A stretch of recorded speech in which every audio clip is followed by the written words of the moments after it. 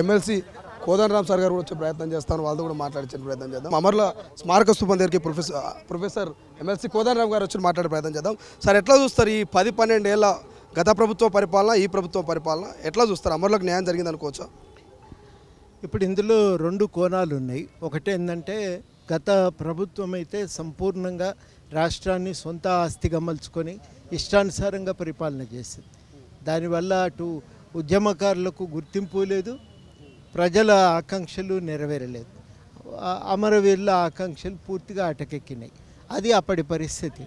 ఇవాళ ప్రజలందరూ కూడా ఒక తిరుగుబాటుగా ఆ ప్రభుత్వాన్ని దింపి కాంగ్రెస్ను అధికారంలోకి తీసుకొస్తే ఇవాళ ఖచ్చితంగా ఒక స్వేచ్ఛాయుతమైన వాతావరణం ఉంది. వెంటబడి వేటాడే పరిస్థితి లేదు, పీడించటం లేదు. ప్రజలు ఎవరికి వాళ్ళు ప్రశాంతంగా బతుకుతున్నారు.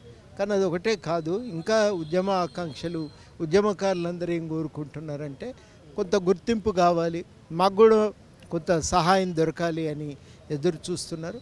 ఆ విషయంపై ప్రభుత్వం కూడా ఒక నిర్ణయం తీసుకొని ప్రకటన చేస్తే, ఇచ్చిన హామీల మేరకే ప్రకటన చేస్తే బాగుంటుంది అనేదే ఇవాళ మొత్తం ఉద్యమకారులందరి కోరిక. కానీ ప్రధానంగా సార్ ఇవాళ జూన్ 2న ఉద్యమకారులకు మంచి అనౌన్స్మెంట్ ఉండొచ్చు అనేటువంటి ఆశతో ఉన్నారు. బట్ ఇప్పటివరకు ప్రభుత్వం నుంచి ఎటువంటి స్పందన రాలేదు. సో భవిష్యత్తులో ఉద్యమకారులకు ఈ కాంగ్రెస్ ప్రభుత్వంలో న్యాయం జరుగుతుందా? గత ప్రభుత్వాలు ఎలాగో న్యాయం జరగలేదు.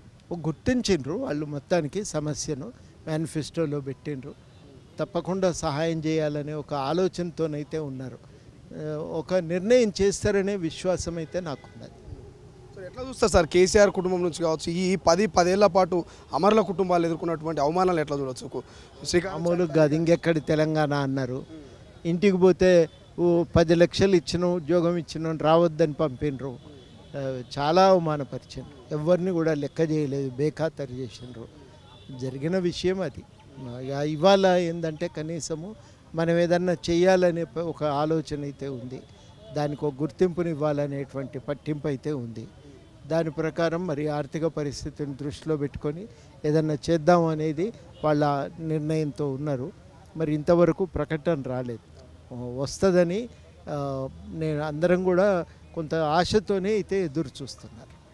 సో కవిత గురించి ఏమైనా మాట్లాడతారు సార్? కల్వకుంట్ల కవిత గురించి వాళ్ళు ఇంట్లో అధికారం కోసం కొట్లాడుకుంటే మనం ఏం మాట్లాడుతాం, దాన్ని మాట్లాడేది ఏం లేదు. సో ఇది మొత్తం మీద కాంగ్రెస్ ప్రభుత్వం కొంత అప్పులతో ఇబ్బందులు పడుతోంది. అయినప్పటికీ ఉద్యమకారులకు ఇచ్చినటువంటి హామీలు కావచ్చు, మేనిఫెస్టోలో పెట్టినటువంటి అంశాలు కావచ్చు, ఒక్కొక్కటిగా నెరవేర్చే ప్రయత్నం చేస్తుంది. ఇవాళ ఉద్యమకారులకు తీపి కబురు ఉంటుందని అనుకున్నప్పటికీ కొంత చేదు అనుభవమే. బట్ ఫ్యూచర్లో మాత్రం ఖచ్చితంగా కాంగ్రెస్ ప్రభుత్వం మరి ఉద్యమకారుల పట్ల కొంత సానుకూలంగా స్పందించే అవకాశం ఉందంటూ ప్రొఫెసర్ ఎమ్మెల్సీ కోదండరామ్ గారు చెప్తున్నటువంటి పరిస్థితి. చూద్దాం మరి భవిష్యత్తులో ఉద్యమకారులకు ఈ కాంగ్రెస్ ప్రభుత్వమైనా రేవంత్ హయాంలోనైనా మరి ఉద్యమకారులకు నిజంగా గుర్తింపు వస్తుందా, నిజంగా ఉద్యమకారులను ఆదుకునేటువంటి అవకాశం ఉందా, ఇదంతా మరి చూడాల్సిన అవసరం ఉంది భవిష్యత్తులో. ప్రపంచంలో ఏ మూల ఏ క్షణం ఏం జరుగుతుందో వేగంగా తెలుసుకోవడానికి తొలి వెలుగు వాట్సాప్ ఛానల్ని ఫాలో చేయండి.